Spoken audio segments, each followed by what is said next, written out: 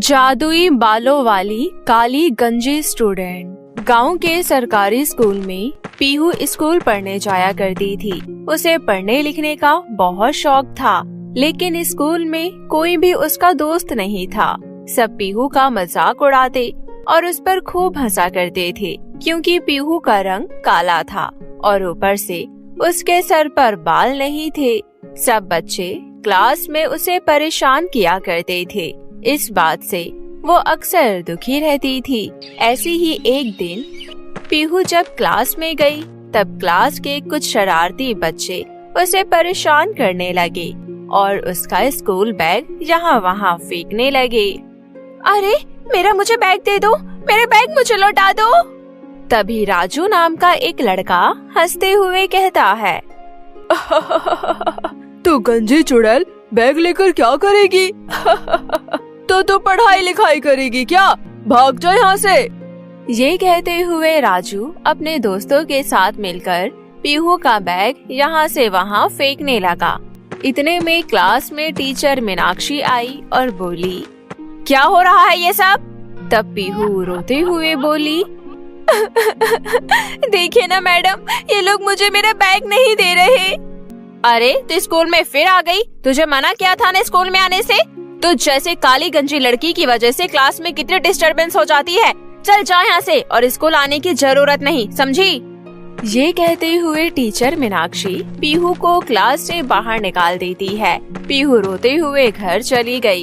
घर पर उसकी सौतेली माँ शकुंतला बोली, आ गई महारानी पढ़ाई लिखाई करके। कलेक्टर बनने का इरादा है क्या? घर का काम कौन करेगा? तेरी मरी हुई माँ। कितनी बार बोला है स्कूल मत जा, देखा आज भी तुझे स्कूल से भगा दिया ना।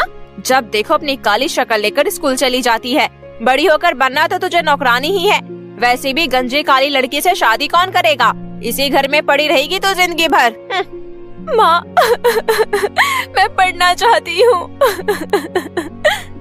अरे जब स्कूल में मैडम तुझे क्लास में घुसने नहीं देती तो जाती क्यों है?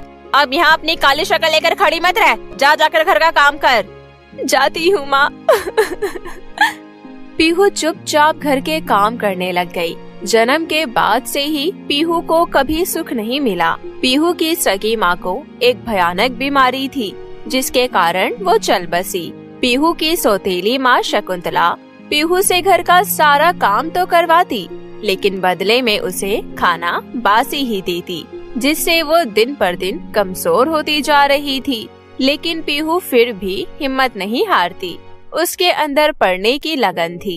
एक दिन सुबह सुबह पीहू स्कूल जाने के लिए तैयार हो रही थी। तभी उसकी सौतेली माँ शकुंतला बोली, अरे महारानी, सुबह सुबह कहाँ चली बैग लेकर? माँ, मैं स्कूल जा रही हूँ। जब मैडम तुझे स्कूल आने से मना कर रही है तो फिर क्यों जा रही है? घर पर रहकर घर के काम कर, समझी? नहीं माँ, मुझे स्कूल जाना है। मैं घर का सारा काम कर दूंगी, लेकिन स्कूल जरूर जाऊंगी।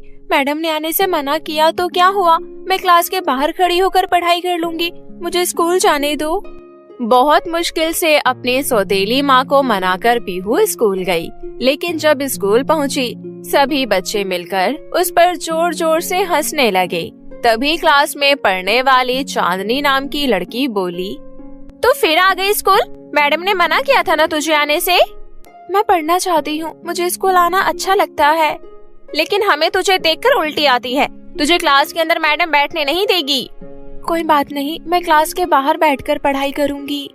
पीहू क्लास के बाहर बैठकर पढ़ाई करने लगी। वहीं क्लास में टीचर मीनाक्षी बच्चों से गणित के सवाल पूछ रही थी। तो बताओ बच्चों, 10 into 15 कितना होता है? लेकिन कोई जवाब नहीं दे पाया। तभी क्लास के बाहर बैठी हुई पीहू ने जवाब दिया, 150 होता है टीचर जी। सही जवाब। लेकिन तुझे स्कूल आने किसने कहा था? वैसे भी तू पढ़ लिख कर करेगी क्या? तुझ जैसे काली गंजी लड़की को कोई नौकरी देगा ही नहीं। तेरा पढ़ना लिखना बेकार है। टीचर मीनाक्षी की बात सुनकर पीहू को बहुत बुरा लगा, लेकिन वो कर भी क्या सकती थी। थोड़ी देर बाद स्कूल में एक फोटोग्राफर आया। टीचर मीनाक्षी ने सब बच्चों को बुलाया। सब बच्चों यहाँ आ जाओ, स्कूल के मैगजीन के लिए एक ग्रुप फोटो लेंगे और उसे स्कूल के मैगजीन में छापेंगे। सभी बच्चे हंसते हुए एक साथ खड़े हो गए। पीहू भी बगल में आकर खड़ी हो गई। तभी फोटोग्राफर ने कहा, मैडम क्या ये गंजी लड़की भी आएगी? इस लड़की को ग्रुप में लेने से फोटो अच्छी नहीं आएगी। हाँ हाँ सही कहा, इसकी तस्वीर तो हम मैगजीन में बिल्कुल भी नहीं छाप सकते। पीहू जल्दी से ग्रुप से बाहर निकलो, तुझे कहा किसने था यहाँ आने के लिए? पीहू रोते हुए बाहर निकल गई।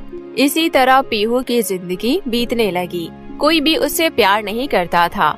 इस बात से दुखी होकर पीहू रोते हुए घर आ रही थी। तभी रास्ते में पीहू के कदम रुक गए। मुझसे हर किसी को प्रॉब्लम है। मैं ना अब तो स्कूल जाऊंगी ना घर। कोई भी मुझसे प्यार नहीं करता, सब मुझसे नफरत करते हैं। इतना कहकर पीहू यहाँ वहाँ भटकने लगी, लेकिन घर नहीं गई। ऐसी ही रात हो गई। तभी पीहू को बहुत जोर की भूख लगने लगी। मुझे तो बहुत जोर की भूख लग रही है, लेकिन मेरे पास कुछ भी खरीदने के लिए पैसे नहीं है। क्या करूं? किससे मांगूं? तभी पीहू को एक ढाबा दिखाई दिया। वो वहाँ जाकर ढाबे के मालिक से खाना मांगने लगी। साहब कुछ खाने को दे दो ना, बहुत भूख लगी है। तभी ढाबे का मालिक पीहू को डांटते हुए बोला, चल भाग जाओ यहाँ से और अपना रास्ता नाप। प्लीज मेरी मदद कर दो। मेरी माँ नहीं है और मेरी सौतेली माँ मुझ पर बहुत अत्याचार करती है। मुझे ठीक ढंग से खाना भी नहीं देती। तो इसमें क्या करूँ? चल भाग यहाँ से। तुझे देखते ही मेरे ढाबे से लोग भाग जाएंगे। इतना कहकर ढाबे के मालिक ने पीहू को वहाँ से भगा दिया। पीहू यहाँ वहाँ खाना मांगने लगी। बहुत कोशिश के बाद पीहू को एक रोटी मिली। सड़क किनारे बैठकर पीहू रोटी खाने ही वाली थी कि तभी वहाँ एक बूढ़ी औरत आई। अरे बेटी, रोटी खा रही हो क्या? मुझे रोटी दोगी? मैं भी भूखी हूँ। मेरी तरह तुम्हारा भी कोई नहीं है क्या अम्मा? नहीं बेटी, कोई नहीं है। कोई मुझे खाने को नहीं देता, इसलिए बहुत भूख लगी है। मैं आपकी तकलीफ समझ सकती हूँ। ये लीजिए, आधी रोटी आप खाइए और आधी रोटी मैं खाती हूँ। ये कहते हुए पीहू ने बूढ़ी औरत को आधी रोटी दे दी। रोटी खाने के बाद बूढ़ी औरत ने पीहू से कहा, बेटी, मैंने तुम्हारी जैसी खूबसूरत लड़की कहीं नहीं देखी। तुम्हारे बाल कितने लंबे हैं। अरे अम्मा, लगता है आपकी आंखें बहुत कमजोर है। मैं ना तो खूबसूरत हूँ और ना ही मेरे सर पर बाल है। मैं तो गंजी हूँ। कोई बात नहीं बेटी। अच्छा, अब मैं चलती हूँ, तुम सो जाओ। इतना कहकर बूढ़ी औरत वहाँ से चली गई। वहीं पीहू सड़क किनारे ही सो गई। सुबह उसकी नींद खुली तो उसने देखा उसके सामने एक औरत खड़ी है। अरे, तुम्हारी जैसी सुंदर लड़की सड़क किनारे क्यों सोई हुई है? तुम्हारे कितने लंबे बाल है? औरत की बात सुनकर पहले तो पीहू चौंक गई। फिर उसने कंधे से लटकते हुए अपने बालों को देखा। इतना ही नहीं, उसका रंग गोरा भी हो गया। ये देख पीहू खुशी से उछल पड़ी। अरे, ये कैसे हो गया? ये तो चमत्कार हो गया। मेरे इतने लंबे बाल। खुश होते हुए पीहू को बूढ़ी औरत की कही बात याद आई। लगता है ये सब उन अम्मा ने किया है जो मुझे रात में मिली थी। लगता है वो अम्मा देवी माँ थी जिन्होंने मेरा रंग रूप ही बदल दिया। अब मुझे स्कूल में कोई परेशान नहीं करेगा। मैं जल्दी से स्कूल जाती हूँ, स्कूल का टाइम हो रहा है। पीहू दौड़ते हुए स्कूल की ओर जाने लगी। तभी भयानक भूकंप आ गया। पीहू जब तक स्कूल पहुँची तब तक स्कूल की बिल्डिंग पूरी तरह से टूट चुकी थी। बाकी बच्चे और टीचर्स तो बिल्डिंग गिरने से पहले बाहर निकल आए, लेकिन राजू नाम का एक बच्चा मलबे के नीचे फंस गया। अरे, कोई मेरी मदद करो। मुझे कोई मलबे से बाहर निकालो।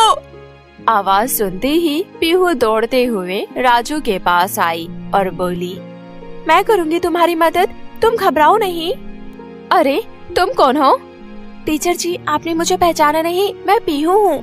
पीहू, तुम इतनी सुंदर और तुम्हारे इतने लंबे बाल, ये सब चमत्कार कैसे हुआ? टीचर जी, ये सब चमत्कार प्यार की वजह से, इंसानियत की वजह से, लेकिन ये सब आप नहीं समझेंगी।